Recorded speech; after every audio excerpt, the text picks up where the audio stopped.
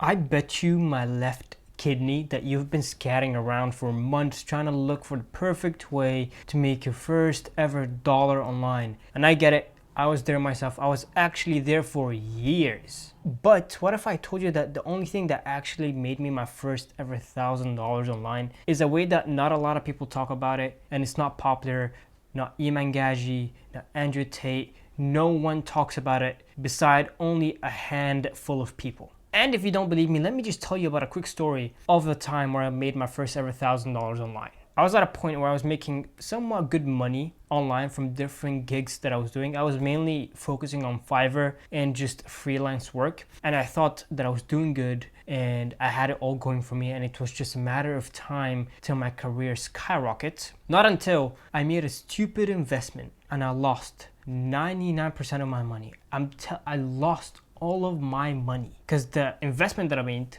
turned out to be a scam. And I had no idea about it. I wasn't the only one who was a victim. There were a bunch of other people who were victims as well. And because of that investment, that led me to start again from rock bottom, not knowing what I was gonna do. At that point, I wasn't doing gigs anymore because I wanted to do something more serious. And for me to get back to doing gigs, it was kind of hard. So I decided to chop down time instead of focusing on businesses that require a lot of money to start or a lot of hours to do outreach. I decided to do something more fun that includes either content or a little bit of money to start. So I decided to become an online coach. And the reason why I chose online coaching is because that you don't really need to have big skills or big expertise, and you don't need to have a lot of money to start. And the way I was able to come up with my coaching offer is by looking at a time where I was at my lowest point in life. And I saw what I did to overcome that lowest point, and I took that transformation and I packaged it into an offer. So after I got done with my offer, I decided to open up a brand new Instagram account to separate personal from business, because I personally don't want my family or friends being in my business or keeping up with what I do, because at the end of the day, they're not perfect fit clients. So there's no point of them watching my stuff. And I began to go full out on just posting content, giving everything that I've done to achieve my transformation for free. I wasn't gatekeeping any secret sauce. I wasn't gatekeeping anything. I wasn't telling people, okay, you can book a 45-minute consultation with me and I'll tell you. No, I was just giving everything away for free so they can trust me. And then when I had enough amount of evidence that my offer and my transformation is applicable to other people, I saw that there were two routes to go. The first route is to find a job and invest in ads, or keep going fully in on content. And I decided to become an appointment setter. And with that job, although the coach that I was working for, their offer wasn't really fully optimized, I was still able to make a good amount of dollars for me to go invest in ads. And if you don't have a job, you don't need to worry. I do recommend you get a job though, so you have something that kind of puts you on solid ground, so you don't have to worry about finances. But if you don't want to get a job, then you should focus on working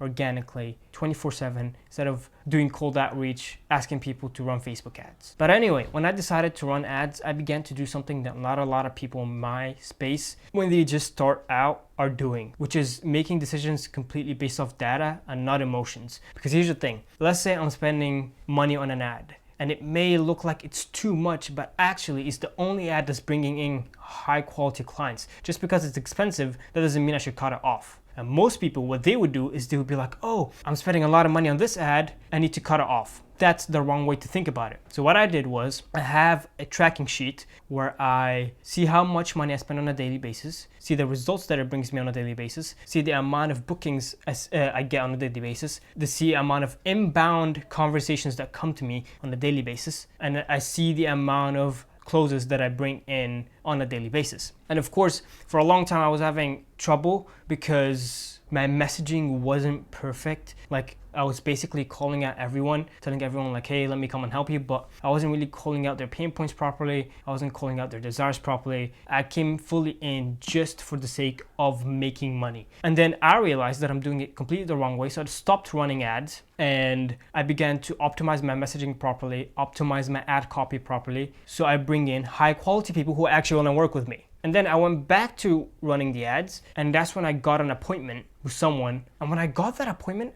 I've had this sense of like, oh, I'm finally doing the right thing. I'm on the right path. It's time to skyrocket everything. So before the meeting, I began to prepare myself emotionally, because here's the thing, just because you booked a meeting, that means you're gonna get your first yes immediately. There was a 9% chance I was gonna get a no. But I prepared myself. What did I do before the meeting? I was actually just listening to music. I was jumping around to kind of ease off the stress, because when you get on a sales call, your emotions and your heart is just telling you like, oh, please, I need that sale. To me, it's like I had to shake that off. It's like if I get a no, okay, fair enough. It's just another piece of data that I'm gonna add to see where my close rate is at. And I have my script on hand, jump on the Zoom call, and I go through the steps properly. I didn't miss anything. I was giving value in between to make sure that they can trust me. And then I made my pitch. I told them, listen, after everything we've discussed, I do believe that we are both a good fit for each other. Would you like to hear my offer? And then I told them my offer, and I told them my pricing, and I stayed quiet. The moment you're on a sales call and you pitch in your pricing, you should shut up. You do not say anything. You do not try and explain anything. You wait for him to talk. And that is it. So I said my pricing and I stayed quiet. And he just began to like nod his head and like think about it, looking at me. And then he's like, you know what? Fuck it. I have nothing to lose. I was like, what the fuck? I just closed this guy. And here's the thing. With my pricing, I pitched him two ways. He could either pay in full, $2,500, or he could pay $2,500 split into 4 months. He decided to pay in full. I was so excited at that point. It's like the moment he said yes, I wanted to keep the conversation going just so he doesn't change his mind as I sent him the invoice. I sent him the invoice and he paid, and we began working with each other. So your main takeaway from this is that don't look around for a business model that's gonna require from you hours of outreach, because it's dead. Everybody's being bombarded. You need to be special, or you need to have some sort of online presence before you begin to do outreach. Choose something that actually impacts other people's lives. It doesn't have to be around money. It could be anything else. It could be helping them improve in talent, or helping them improve in a skill, or helping them become a better version of themselves. Whatever it is. It doesn't have to be something financially for them to say yes to you. And then the third thing would to be just, instead of wasting your time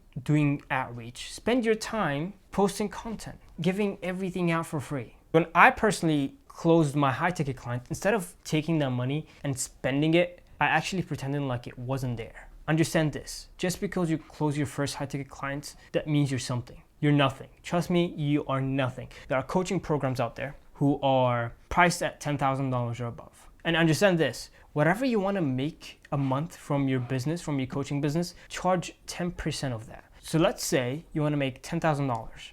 Charge 10% of that, $1,000.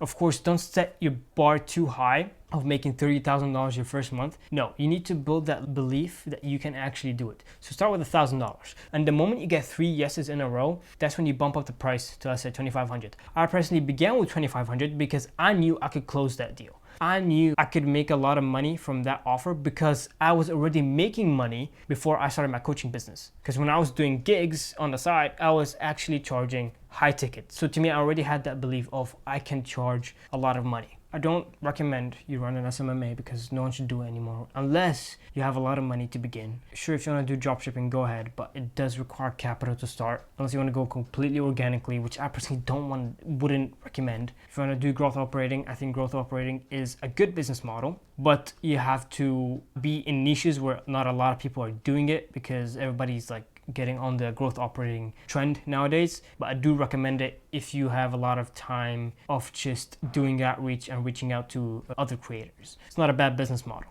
I personally recommend coaching because you're not doing outreach. You're not spending tons of hours doing cold outreach. You are building something that revolved around your past. You're building something where you can charge high ticket. You're building something that truly has an impact on someone else's life, not necessarily financially. It could be in any other different aspect of their life. And you're also building a business that you can scale. The moment you have a proof of concept that your offer is good and your offer is something that a lot of people want. Because what I'm gonna do is every dollar I make from my coaching offer, I'm gonna take half of that, put it back into the lead generation machine and bring in more people. That's what I've been doing for the past 4 months now. I started this back in December and here I am now in March. I'm making over $10,000 a month. And I could officially say that I have a 6-figure business. Although it's not a big business, but it's something that puts food on the table, on something that's securing myself a good future, and it's something that I actually love. So go out there, take your time to create your transformation plan and sell it to other people, and trust me, you will succeed.